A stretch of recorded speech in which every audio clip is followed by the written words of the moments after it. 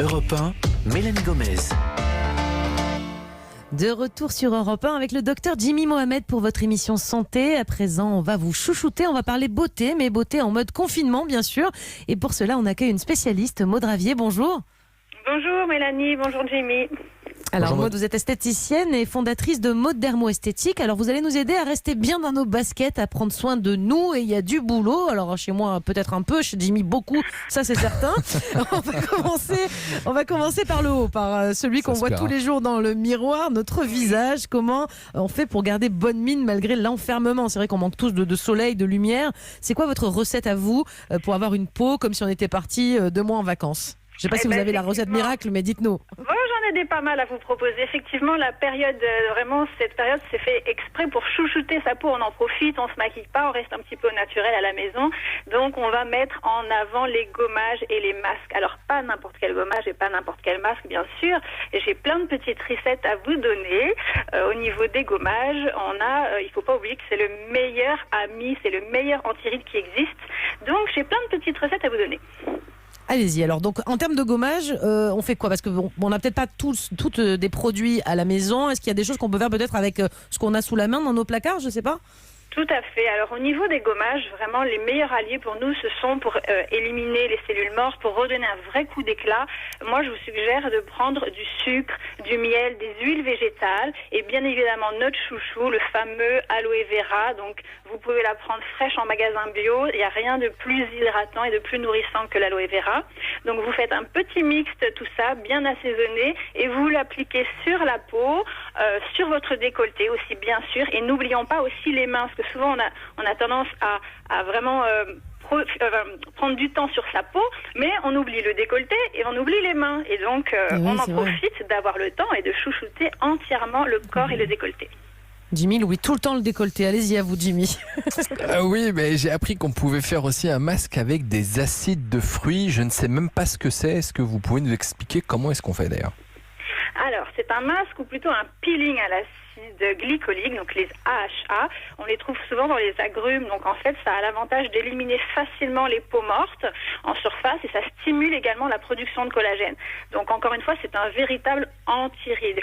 On peut prendre du jus de citron, tout simplement, qu'on va appliquer avec une éponge à maquillage ou qu'on va appliquer avec un pinceau à maquillage parfaitement nettoyé. On va laisser poser 1 ou 2 minutes et on rince. Vous allez ressentir des petits picotements, c'est fait exprès.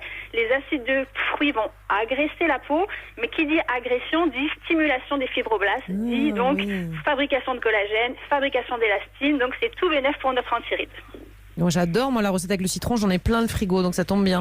Est-ce que alors vous êtes une grande spécialiste du sourcil, vous étiez déjà venue nous en parler dans l'émission. Comment on fait pour les épiler correctement en ce moment? Déjà, il faut une pince en particulier ou la pince à épiler classique? C'est quoi la préférée pour vous? Oui, alors moi il y a 2 styles, il y a les biseautés et les crabes. Personnellement, pour une main qui est un petit peu débutante, je préfère les pinces crabes, c'est moins risqué pour se pincer.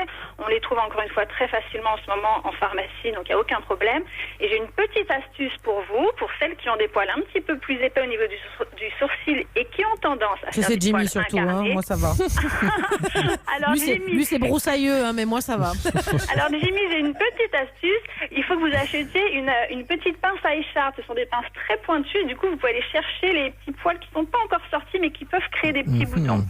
Et avec un peu plus de sérieux, oui, et avec un petit peu plus de sérieux pour les sourcils broussailleux, Jimmy, il faut que vous preniez un petit goupillon, vous mettez tous vos poils de sourcils vers le haut et vous coupez avec des ciseaux très fins, vous pouvez trouver ça aussi en pharmacie, des ciseaux de cuticule, vous coupez, vous égalisez les pointes qui dépassent de la ligne naturelle de vos sourcils. Oui, j'allais dire, il faut faire attention parce que là, Jimmy, vous décrivez. Moi, je suis j'ai peur qu'il fasse un carnage.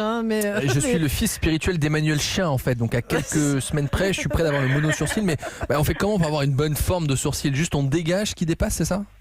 Alors, pour avoir une bonne forme de sourcil, il y a une façon un petit peu simple, j'ai envie de dire. Vous prenez un crayon à maquillage, à la verticale, vous faites une ligne imaginaire entre le coin du nez et le coin interne de l'œil, et là, vous allez avoir votre début du sourcil.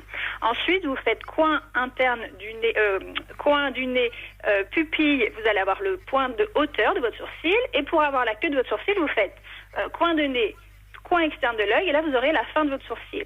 Vous faites des petits repères, tout ce qui dépasse vous retirez. Mais attention, un sourcil trop épilé, ça peut vite être la catastrophe. Il faut savoir que les sourcils ont un cycle de repousse de X fois. C'est pas comme les jambes, c'est pas comme les aisselles où ça va repousser à vie.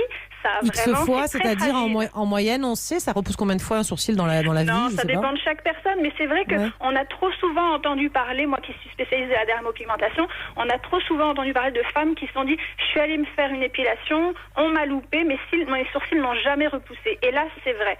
Une mauvaise Oui, j'en ai épilation, entendu plein. Hein, voilà, ouais. une mauvaise épilation peut malheureusement créer un problème au niveau de la repousse. Donc, bien évidemment, on fait très attention. Il vaut mieux épiler moins que trop. Juste on nettoie, histoire d'être présentable là pour quand on va pouvoir recommencer à travailler. C'est ça, et ça on peut le faire effectivement tout à fait à la maison. J'en profite juste pour terminer sur le visage. En ce moment, vous l'avez dit, on n'a pas besoin de se maquiller. Moi personnellement, je pense que tout mon mascara est complètement séché. J'ai laissé tomber depuis 8 semaines. Ça c'est bien de pas se maquiller, comme ça fait vraiment un souffle pour le visage. Ça va le retour, je veux dire après, la peau en aura profité, je veux dire. Complètement. Vous avez certainement dû toutes remarquer, celles qui nous écoutent, que comme par hasard, vous n'avez plus de petits boutons. Comme par hasard, vous n'avez plus de petites démangeaisons, de choses comme ça. Bien évidemment, quand on abuse du maquillage, quand on abuse de la pollution extérieure, la peau trinque. Donc le fait de rester tranquille à la maison, de chouchouter, de faire des gommages, des masques, de bien hydrater et de ne pas mettre de maquillage, bien évidemment, ça facilite. Mais moi, j'ai aussi une petite astuce pour votre mascara qui a séché, Mélanie. Ah, vous dites-moi. pouvez rajouter, vous pouvez rajouter une petite huile. Et laquelle? La petite huile de ricin, la fameuse, celle qui fait pousser les cils. Non J'allais seulement tout votre jeter, moi. mascara, non, votre mascara sera neuf comme neuf. Les pigments noirs seront de nouveau dilués et vous aurez en plus la chance d'avoir des cils qui vont pousser beaucoup mieux grâce à l'huile de ricin. Ne l'oublions pas. C'est Cette huile, elle est génial, je vais magnifique. faire ça directement. Je vais faire des économies et en plus je récupère un mascara encore plus nourrissant. Merci Maud Ravier, on n'en a pas terminé avec vous, on vous retrouve dans quelques minutes. Europe Dans un instant, nous allons continuer à écouter les conseils beauté de Maud Ravier. Et plus précisément, on va partir à la chasse aux poils, mais alors sur le corps cette fois. Hein. C'est un casse-tête parfois pendant le confinement. L'épilation à la cire maison, c'est un peu difficile, voire même acrobatique quand on n'a pas l'habitude de faire ça tout seul. Eh bien, on vous dit tout dans quelques minutes. À tout de suite sur Europe 1.